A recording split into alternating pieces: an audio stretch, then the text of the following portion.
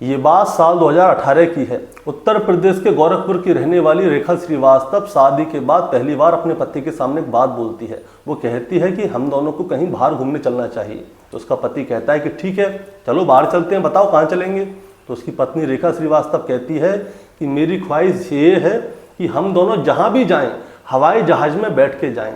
इसीलिए उसका पति क्या करता है, गोरखपुर से नेपाल के काठमांडू तक के लिए एक फ्लाइट बुक करता है और उसमें ये दोनों नेपाल के काठमांडू चले जाते हैं। 3 से 4 दिन ये लोग वहाँ पे रुकते हैं, लेकिन चौथे दिन उसकी पत्नी उससे क्या कहती है, वो कहती है कि आप ऐसा कीजिए, आप गोरखपुर चले जाइए, वहाँ पे जाके अपने काम वगैरह को देखिए, मैं थोड़े दिन और यहाँ पे रुकना चाहती हूँ। अब जब वो वहाँ पे और ज़्यादा रुकने की जिद करती है तो उसका पति कहता है कि तुम अकेली रह लोगी। तो वो कहती है कि मैं रह लूँगी, आप चिंता मत करो, मैं अपने आप आ जाऊँगी। अब इसके बाद उसका पति जो है गोरखपुर चला जाता है। रेखा श्रीवास्तव नेपाल में होती है। अब जब वो नेपाल में होती है तो वो क्या करती है, फेसबुक और व्हाट्सएप के जरिए वो अपने पति से संपर्क में रहती थी। अब ऐसे ही करते करते दोस्तों दिन गुजर जाते हैं और फिर 6 महीने कब गुजर जाते हैं पता ही नहीं चलती। लेकिन अचानक से ही क्या होता है, उत्तर प्रदेश की गोरखपुर की STF 6 महीने बाद एक खुलासा करती है। वो बताते हैं कि जो लड़की अपने पति के साथ नेपाल के काठमांडू गई थी उसकी तो 6 महीने पहले ही मौत हो गई। अब जब इस केस का खुलासा होता है तो पता चलता है कि गोरखपुर के नामी डॉक्टर और उसके 2 सहयोगी, इन तीनों लोगों ने मिलकर उसकी हत्या की है। अब दोस्तों इन तीनों को गिरफ्तार कर लिया जाता है और जब इन तीनों को गिरफ्तार किया जाता है तो वहाँ पे क्या होता है, कोर्ट में उसकी पोस्टमार्टम की रिपोर्ट भी चाहिए थी। अब इन तीनों को गिरफ्तार तो कर लिया, केस भी चला गया इनके ऊपर, लेकिन थोड़े दिन बाद डॉक्टर साहब क्या है जमानत पे बाहर आ जाते हैं और आराम से अपना हॉस्पिटल चला रहे होते हैं, क्योंकि अभी तक पोस्टमार्टम की रिपोर्ट नहीं आई थी। लेकिन इस हत्याकांड के पूरे 7 साल बाद यानी कि 1 फरवरी 2026 को नेपाल से उस लड़की की पोस्टमार्टम की रिपोर्ट आती है और उसके बाद ये केस दोबारा से सुर्खियों में आ जाता है। और जब इस लड़की के बारे में अखबार में छपता है तो सभी लोग ये कहते हैं कि रेखा श्रीवास्तव का भूत डॉक्टर को छोड़ेगा नहीं, उसे सजा दिलाकर ही मानेगा। दोस्तों आखिर कौन है ये रेखा श्रीवास्तव, आज की कहानी इसी के ऊपर है। दोस्तों कहानी शुरू करूंगा उससे पहले मैं बस आपसे यही कहना चाहूँगा कि अगर आप मेरे चैनल पे नए हैं तो चैनल को जल्दी से सब्सक्राइब कर दीजिएगा, ताकि रोजाना रात को 8 बजे मैं आपके लिए एक सच्ची घटना की कहानी लेकर आ सकूं। नमस्कार दोस्तों, मैं गौरव शर्मा और आप देख रहे हैं गौरव शर्मा सफ़र। दोस्तों आज की जो सच्ची घटना मैं आपको सुनाने जा रहा हूं, ये सच्ची घटना शुरू होती है पड़ोसी मुल्क नेपाल से। और नेपाल में एक जिला लगता है जिसका नाम है कास्की, और कास्की में एक जगह है जिसका नाम है पोखरा लेखनाथ। दरअसल दोस्तों मैं बात कर रहा हूँ जून 2018 की। पोखरा लेखनाथ के पास एक होटल है, होटल से थोड़ी ही आगे एक जंगली इलाका है। वहाँ पे सड़क के किनारे क्या होता है, एक महिला की लाश पड़ी हुई होती है और जैसे ही महिला की लाश सामने आती है तो वहाँ के जो लोकल लोग होते हैं वो तुरंत ही पुलिस को फ़ोन करते हैं। पुलिस मौके पर पहुंचती है। अब उस लाश को पोस्टमार्टम के लिए भेजा जाता है और आसपास में जितना भी इलाके होते हैं उन सब में जितने भी थाने होते हैं उन सब जगह पे इस महिला की लाश के फ़ोटो सर्कुलेट कर दिए जाते हैं और वहाँ पे ये सूचना फैला दी जाती है कि आसपास में अगर कोई महिला गायब हुई हो तो तुरंत हमसे आके संपर्क करें, क्योंकि हमें ऐसे ऐसे करके एक लाश पाई है। लेकिन आसपास में कोई भी लाश के जानने वाले नहीं मिलते, क्योंकि आसपास में से कोई महिला गायब हुई नहीं होती है। इसीलिए पुलिस वाले क्या करते हैं, वहाँ के आसपास में जो CCTV कैमरे होते हैं, क्योंकि जिस जगह पे लाश पाई थी वहाँ पे CCTV नहीं होता, उस सारी जगह को देख मारते हैं, लेकिन कहीं पे कोई भी जानकारी नहीं मिलती। अब समय गुजरने लगता है, नेपाल पुलिस अपनी तरफ से पूरी मेहनत कर रही होती है, लेकिन इस महिला के बारे में कोई जानकारी नहीं मिलती। 1 महीना गुजर जाता है, 2 महीने गुजर जाते हैं, लेकिन इस महिला के बारे में ये लाश किसकी है ये जानकारी मिलती ही नहीं है। इसीलिए क्या होता है दोस्तों, 3-4 महीने गुजर जाते हैं। तब जो वहाँ के बड़े अधिकारी थे वो इस महिला के फ़ोटो को ध्यान से देखते हैं और जब उसको ध्यान से देखते हैं तो वो कहते हैं कि इस महिला के चेहरे की बनावट जो है वो नेपाली जैसी नहीं लग रही, कहीं ऐसा तो नहीं कि ये कहीं उत्तर प्रदेश के, भारत के उत्तर प्रदेश की हो। इसीलिए वो लोग क्या करते हैं, उत्तर प्रदेश की STF टीम से संपर्क साधते हैं और जब उनसे संपर्क साधा जाता है तो इस महिला की पूरी डिटेल दी जाती है, इसके साथ में क्या क्या सामान पाया था, इसके फ़ोटो, ये सारी चीज़ UP STF को दे दिया जाता है।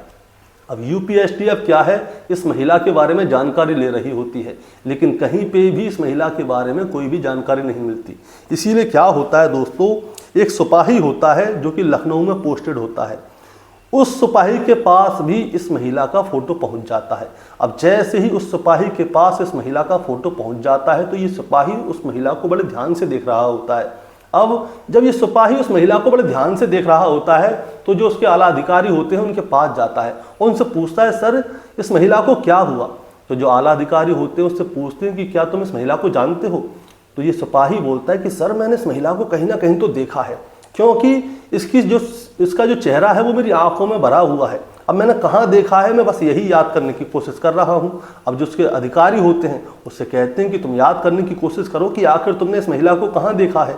तब जाके ये बताता है कि सर मैं आज से कुछ साल पहले गोरखपुर में पोस्टेड था और वहाँ के एक डॉक्टर हैं, मैं उनका गनर था और इस महिला को मैंने उन डॉक्टर साहब के पास ही देखा है। अब जैसे ही ये वाली बात सामने आती है तो उन डॉक्टर साहब के बारे में जानकारी ली जाती है तो पता चलता है कि वो गोरखपुर के नामी डॉक्टर हैं। और इसके बाद इस महिला के बारे में जानकारी ली जाती है कि ये महिला कौन है। इस महिला के बारे में जानकारी निकलती है तो पता चलता है कि इस महिला का नाम है रेखा श्रीवास्तव। अब उस डॉक्टर के बारे में भी जानकारी मिल चुकी थी, इस महिला के बारे में भी जानकारी मिल चुकी थी, लेकिन डॉक्टर को ऐसे ही डायरेक्ट गिरफ्तार नहीं कर सकते। पहले जो एसटीएफ है उनको जो है सबूत इकट्ठे करने होंगे। इसीलिए जो यूपीएसटीएफ है वो फैसला करती है कि इस मामले को शांति से सॉल्व करेंगे, किसी को भी इसके बारे में जानकारी नहीं होनी चाहिए। यहाँ तक कि जो उत्तर प्रदेश पुलिस थी उसको भी इसके बारे में जानकारी नहीं थी कि डॉक्टर के खिलाफ कोई कहानी चल रही है, क्योंकि डॉक्टर बहुत नामी था। अगर उत्तर प्रदेश पुलिस को ये वाली बात पता चल जाती तो पता हो सकता है कि डॉक्टर को ये वाली बात पता चल जाए और फिर वो कैसे ना कैसे इस केस से निकल जाए। इसीलिए एसटीएफ क्या करती हैं, छुप रहती हैं और इस डॉक्टर के बारे में जानकारी लेते हैं। तो पता चलता है कि गोरखपुर में एक हॉस्पिटल है जिसका नाम है आर्यन हॉस्पिटल, और आर्यन हॉस्पिटल के जो मालिक हैं उनका नाम है डॉक्टर डीपी सिंह। अब डीपी सिंह के बारे में पूरी हिस्ट्री निकाली जाती है कि डीपी सिंह कौन है, कहाँ के हैं और कैसे हैं। और जो रेखा श्रीवास्तव है जिसकी लाश पाई थी उसके बारे में भी जानकारी लेते हैं। तब जाके दोस्तों एक कहानी शुरू होती है, और ये कहानी शुरू होती है 16 मई 2006 से। दरअसल 16 मई 2006 में एक जगह लगती है गोरखपुर में जिसका नाम है बिलंदरपुर, और बिलंदरपुर में एक रिटायर्ड इंजीनियर रहते थे जिनका नाम था हरेराम श्रीवास्तव। हरेराम श्रीवास्तव को क्या है, ब्रेन हेमरेज था। उनकी तबीयत बहुत ज़्यादा ख़राब होती है। साल 2001 से ही उनकी तबीयत बहुत ज़्यादा ख़राब रहने लग गई, लेकिन 16 मई 2006 को उनकी हालत इतनी ज़्यादा ख़राब हो गई थी कि उनको नज़दीकी हॉस्पिटल में भर्ती कराना पड़ा, और उनके घर के नज़दीक में था आर्यन हॉस्पिटल। अब आर्यन हॉस्पिटल में जो है हरेराम श्रीवास्तव जी जो है कई दिन तक रहे थे। उनकी हालत ज़्यादा ख़राब थी। परिवार के सारे लोग तो अपने अपने काम पे चले जाते थे, लेकिन परिवार की सिर्फ एक सदस्य थी जो कि अपने पिता की सेवा कर रही थी, और वो थी हरेराम कृष्ण की बेटी, हरेराम श्रीवास्तव की बेटी। हरेराम श्रीवास्तव की बेटी का नाम था रेखा श्रीवास्तव। रेखा श्रीवास्तव जो है अपने पिता की अच्छी तरह से सेवा कर रही थी। डॉक्टर साहब जो है मरीजों को देखने के लिए जब आते थे वो देखते थे कि जो मरीज है इसकी बेटी रेखा श्रीवास्तव इसकी कितनी सेवा करती है, और रेखा श्रीवास्तव देखने में काफ़ी सुंदर थी।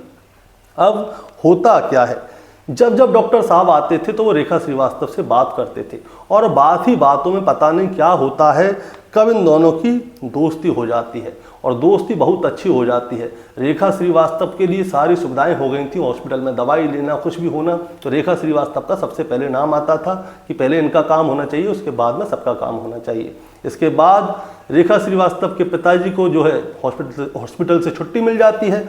अब इसके बाद क्या होता है, रेखा श्रीवास्तव का जो है एडमिशन हो जाता है गोंडा में, और वो गोंडा में रहने लगती है। डॉक्टर साहब के लिए ये बड़ी खुशी की बात होती है, क्योंकि जब वो घर पे रहती या गोरखपुर में रहती, उनके हॉस्पिटल के पास रहती, तो होता क्या है, लोगों को पता चलती, क्योंकि रेखा श्रीवास्तव का घर जो है हॉस्पिटल के नज़दीक था। इसीलिए डॉक्टर साहब क्या होता है, जब भी इनको रेखा श्रीवास्तव से मिलना था वो क्या करते थे, सीधे गोंडा जाते थे, उसके साथ मिलते थे, घूमते थे, खाते थे, पीते थे, सारी चीज़ें हो जाती हैं। लेकिन धीरे धीरे करके क्या होता है, रेखा श्रीवास्तव का जो है अटैचमेंट डॉक्टर की तरफ ज़्यादा हो जाता है, और वो कहती है कि मैं आपसे शादी करना चाहती हूँ। जैसे ही ये वाली बात सामने आती है तो डॉक्टर साहब चौंक जाते हैं, क्योंकि डॉक्टर साहब जो है पहले से ही शादीशुदा थे, उनकी पत्नी का नाम था उषा। अब डॉक्टर साहब क्या करते हैं, धीरे धीरे के रेखा श्रीवास्तव से दूरी बनाना चाहते हैं, लेकिन रेखा श्रीवास्तव तो उनसे चिपक गई थी, उनको छोड़ नहीं रही थी और वो कह रही थी कि मैं तुमसे शादी करूंगी, अगर तुम मुझसे शादी नहीं करोगे तो मैं पुलिस के पास जाऊंगी। अब पुलिस के पास जाने वाला नाम जैसे ही सामने आता है तो डॉक्टर साहब समझ जाते हैं कि महिला अगर केस करेगी तो पुलिस महिला का साथ ही देगी। इसीलिए डॉक्टर साहब को मजबूरन रेखा श्रीवास्तव से मंदिर में शादी करनी पड़ती है, और जब वो मंदिर में शादी कर लेती है तो इसके बारे में वो अपने परिवार को कुछ नहीं बताती। वो जब भी घर पे आती थी तो शांत रहती थी, लेकिन एक दिन क्या होता है, जो रेखा श्रीवास्तव का बड़ा भाई है अमर श्रीवास्तव, उसको जो है रेखा श्रीवास्तव के पास में एक मोबाइल मिल जाता है, क्योंकि इन लोगों ने तो रेखा श्रीवास्तव को वो मोबाइल दिलाया नहीं था, पोस्टपेड कनेक्शन था। अब इसके बारे में जानकारी ली जाती है, और जब जानकारी ली जाती है तो पता चलता है कि ये फ़ोन की सिम जो है डॉक्टर के नाम पर है। अब जैसे ही ये वाली बात सामने आती है तो इनके घर में कलेश हो जाते हैं। अमर अपनी बहन से कहता है कि तुम्हें इस डॉक्टर से आगे से ना मिलना है, ना जुलना है, ना कैसी दोस्ती रखनी है, तुम्हें इससे दूरी रहनी है, नहीं तो हमसे ज़्यादा बुरा कोई नहीं होगा। और उधर जो उसकी पत्नी है उषा श्रीवास्तव, डॉक्टर की पत्नी, उसे भी पता चल जाता है। अब कहानी बिगड़े ना, इसलिए डॉक्टर साहब क्या करते हैं, इससे दूरी बनाना चाहते हैं रेखा श्रीवास्तव से। लेकिन रेखा श्रीवास्तव पहले से बहुत ज़्यादा होशियार थी। उसने क्या किया था, वो डॉक्टर से पैसे ऐंठती रहती थी, और इतने सारे पैसे ऐंठ लिए कि डॉक्टर से एक दिन उसने अपने नाम पर एक मकान करा लिया, और मकान सरस्वतीपुरम में था, जो कि शाहपुर में है, गोरखपुर की ही जगह है। अब वहाँ पे क्या होता है, जो रेखा श्रीवास्तव है उसके परिवार वाले उस पर टाइट हो रहे थे कि भाई तुम डॉक्टर से नहीं मिलोगी, लेकिन रेखा श्रीवास्तव इतनी आ जाती है अपने गुस्से में कि वो अपने परिवार को छोड़ देती है, और वो सीधे चली जाती है सरस्वतीपुरम में, जहाँ पे उसने अपने नाम पे मकान लिया था, और वहाँ पे जाके आराम से रहती है। और जब वो वहाँ पे रहती है तो दोस्तों इसके आगे एक और कहानी आती है। अखबारों में ये साफ दिख रहा था कि रेखा श्रीवास्तव के कई सारे लोगों से जान पहचान थी, कई सारे उसके प्रेमी थे, ये वाली बात अखबार में आई थी। लेकिन डॉक्टर साहब जो है वो हॉस्पिटल में रहते थे, उन्हें डर लगता था कि कहीं रेखा श्रीवास्तव पुलिस में न चली जाए, इसीलिए वो शांत रहते थे। अब होता क्या है, इस वाली बात की जानकारी रेखा श्रीवास्तव के परिवार वालों को पता चल जाती है कि रेखा श्रीवास्तव जिस घर में रहती है उसमें कई सारे अलग अलग लोग आते हैं, और उन सब से रेखा श्रीवास्तव की अच्छी बोलचाल है। इसीलिए रेखा श्रीवास्तव के परिवार की हो जाती है बदनामी, और जब बदनामी हो जाती है तो वो लोग क्या करते हैं, अपना जो घर था बलिंदरपुर में, उस घर को बेचकर कहीं और चले जाते हैं, और रेखा श्रीवास्तव से कह देते हैं कि अब से तुम्हारा हमसे कोई लेना देना नहीं है, हमारा नाम भी कहीं मत लेना, क्योंकि हम तुमसे अपना संबंध तोड़ रहे हैं, क्योंकि तुम्हारी वजह से हमारी बदनामी हो रही है। इसके बाद क्या होता है, रेखा श्रीवास्तव उस घर में रहती थी। अब एक दिन क्या होता है, जो डॉक्टर साहब हैं, डॉक्टर साहब का किसी बात पे अपनी पत्नी से हो जाता है झगड़ा, और जब डॉक्टर साहब का अपनी पत्नी से झगड़ा हो जाता है तो वो क्या करते हैं, सीधे उसी वाले घर पे चले जाते हैं जहाँ पे रेखा श्रीवास्तव रहती थी।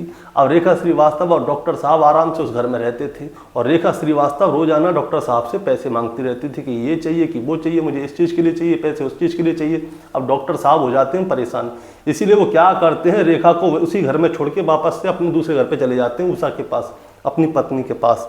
लेकिन डॉक्टर साहब को एक बात नहीं पता थी, रेखा श्रीवास्तव का क्या है, एक आदमी से और आंख लड़ गई थी, उससे प्रेम प्रसंग में आ गई थी, जो कि बिहार के गया जिले का रहने वाला था मनीष सिन्हा।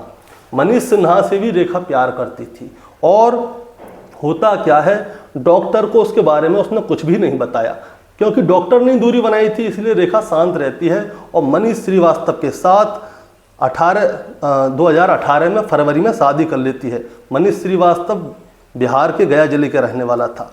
अब क्या होता है दोस्तों, वो मनीष श्रीवास्तव के साथ अपने घर में रहने लगती है। 3, 4, 5 महीने गुजर जाते हैं, और जब भी उसे मौका मिलता था तो वो क्या करती थी, डॉक्टर को फ़ोन करती थी, उसे ब्लैकमेल करती थी, और कैसे ना कैसे करके उससे पैसे ऐंठती रहती थी। डॉक्टर बेचारा डरा हुआ था, वो उसको पैसे देता भी था, अब करे तो करे क्या।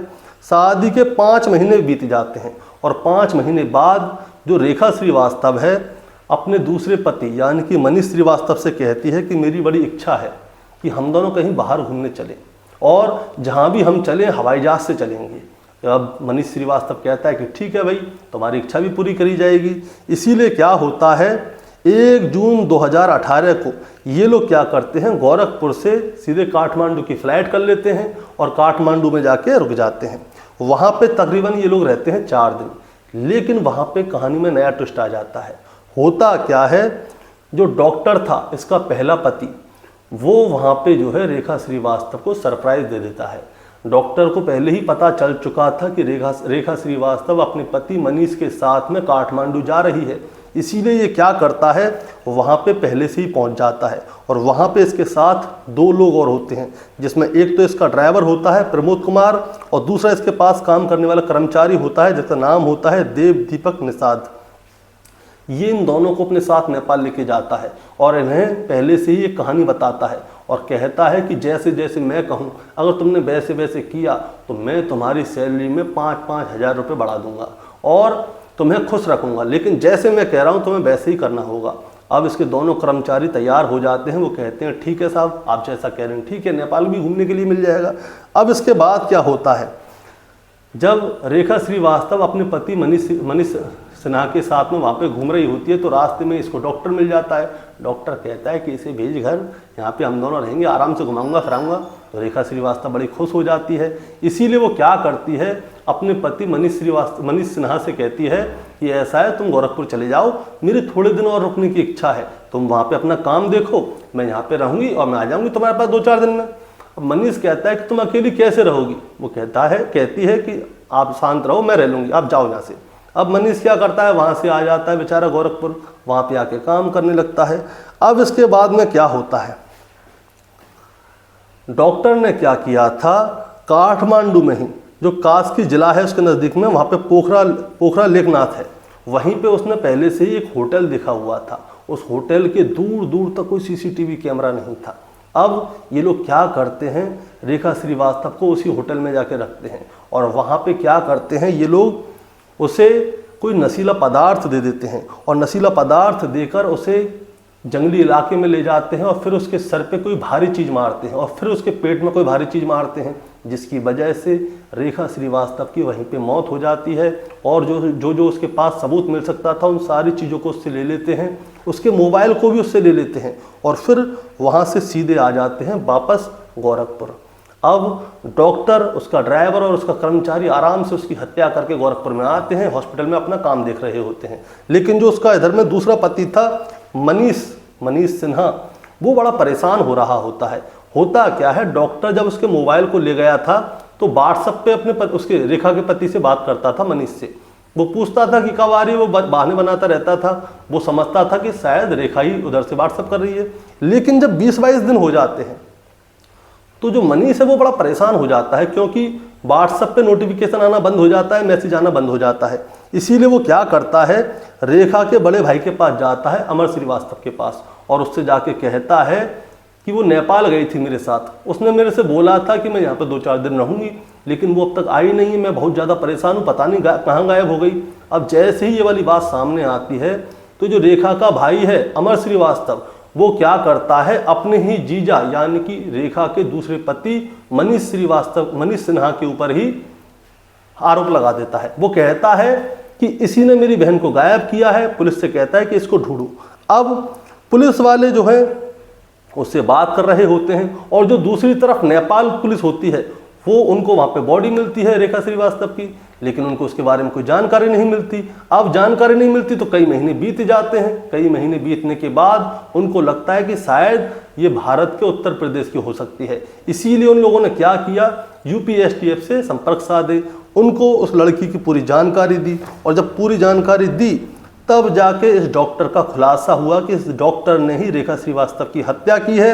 और फिर जाके 22 दिसंबर 2018 को डॉक्टर को गिरफ्तार कर लिया गया और डॉक्टर के साथ में जो 2 लोग थे उनको भी गिरफ्तार कर लिया गया और इनको भेज दिया गया जेल। और अब इनसे पूछा जाता है कि बताओ तुमने रेखा श्रीवास्तव की हत्या की कैसे। तब ये लोग बताते हैं कि हमने उसे एक नशीला पदार्थ खिलाया, उसके बाद पहाड़ी पे से धक्का दे दिया। लेकिन इन लोगों ने बोला था झूठ, क्योंकि इन लोगों ने हत्या की थी उसके सर पे कोई भारी चीज़ मार के और उसके पेट में कोई भारी चीज़ मार के, जिसकी वजह से उसकी हत्या हुई थी और लाश को छोड़ के भाग गए थे। लेकिन इस बात को साबित नहीं कर सकते थे, और जब तक हत्या की पूरी वजह और हत्या करने का तरीका पूरा नहीं पता चल जाता तब तक जो है कोर्ट उन्हें सजा नहीं दे सकती। इसीलिए क्या होता है, जो यूपीएसटीएफ है वो नेपाल सरकार से संपर्क साधती है, नेपाल की पुलिस से संपर्क साधती है, और जो रेखा श्रीवास्तव की पोस्टमार्टम की रिपोर्ट होती है उसके लिए एक प्रार्थना पत्र लिखती है। लेकिन दोस्तों होता क्या है, नेपाल से रेखा श्रीवास्तव की पोस्टमार्टम की रिपोर्ट आने में पूरे 7 साल लग जाते हैं, और 7 साल तक ये केस ऐसे ही चल रहा होता है, और जो डॉक्टर होता है वो जमानत पर रिहा हो जाता है, अपने काम को आराम से देख रहा होता है। लेकिन जब 1 फरवरी 2026 को ये रिपोर्ट सामने आती है तब जाके दोस्तों इस केस के बारे में दोबारा से जानकारी होती है। दरअसल नेपाल से गोरखपुर आने में इस रिपोर्ट को पूरे 7 साल लग चुके थे, यानी कि जो कास्की जिला है वहाँ से गोरखपुर की दूरी है 302 किलोमीटर दूर, और 302 किलोमीटर दूर आने में 7 साल यानी कि 2600 दिन का समय लग गया। और जब 1 फरवरी 2026 को इसकी पोस्टमार्टम की रिपोर्ट नेपाल से गोरखपुर आई तब जाके इस मामले को दोबारा से खोला गया, और जब इस मामले को दोबारा से खोला गया तो पुलिस इस मामले की जांच पड़ताल कर रही है, और जैसे ही पुलिस इस मामले की जांच पड़ताल करने लगी तभी अखबारों में ये सारी जानकारी आई थी कि जो रेखा श्रीवास्तव है उसकी पोस्टमार्टम की रिपोर्ट आ गई है, अब डॉक्टर साहब से दोबारा से जानकारी ली जा रही है। और जैसे ही रेखा श्रीवास्तव की पोस्टमार्टम की रिपोर्ट गोरखपुर आई, अखबार में ये खबर आई, तो जिन जिन लोगों ने इस खबर को पढ़ा वो लोगों का कहना यही था कि रेखा श्रीवास्तव का भूत है क्या है, पहले 6 महीने गायब रही, उसके बाद पता चला कि ये 6 महीने पहले मर गई है, और अब 7 साल बाद नेपाल से इसकी पोस्टमार्टम की रिपोर्ट भारत आई है। अब जाके डॉक्टर को सजा मिलेगी नहीं मिलेगी कोई पता नहीं है, लेकिन सबको यही लग रहा है कि रेखा का भूत डॉक्टर को छोड़ेगा नहीं, उसे सजा कराकर ही मानेगा। दोस्तों इस कहानी को सुनाने का मतलब आपको परेशान करना या विचलित करना बिल्कुल नहीं है, बस आपको बताना है और जताना है। बताना जताना ये है कि जब रेखा श्रीवास्तव के बारे में जानकारी ली गई थी तो पता चलता है कि रेखा श्रीवास्तव के कई सारे मर्दों से संपर्क थे, उनसे दोस्ती थी, उनका आना जाना था, ये वाली बात अखबार में भी छपी थी। और इसीलिए रेखा श्रीवास्तव के परिवार वालों ने अपना घर बेच दिया और रेखा श्रीवास्तव से सारे संपर्क तोड़ दिए, और इसी की वजह से शायद अब रेखा श्रीवास्तव की हत्या का मामला सामने आया है, क्योंकि जो इंसान गलत रास्ते पे चलता है उसके साथ अक्सर गलत ही होता है। जो लोग अपने माता पिता को छोड़ देते हैं किसी और के प्यार में आके, आप देखते होंगे ज़्यादातर उन लोगों की हत्याएं भी होती हैं, ज़्यादातर हत्याएं होती हैं, और जो 2-4% केस हैं वो अच्छे चलते हैं, तो ज़्यादातर यही होता है। इस कहानी से सीखने के लिए यही मिलता है कि माँ बाप हमेशा सही होते हैं, उनकी बात माननी चाहिए। पैसा हो चाहे कोई नया लड़का हो जो कि आपसे कितना भी प्यार कर रहा हो, उससे दूरी रखें। माता पिता तैयार हैं तो ठीक है, ना तो ना। दोस्तों आपका क्या कहना है इस कहानी के बारे में, आप जरा हमें कमेंट में बताएं। चैनल पे नए हैं तो सब्सक्राइब करके जाएं ताकि रोजाना रात को 8 बजे मैं आपके लिए एक सच्ची घटना की कहानी लेकर आ सकूं। नमस्कार।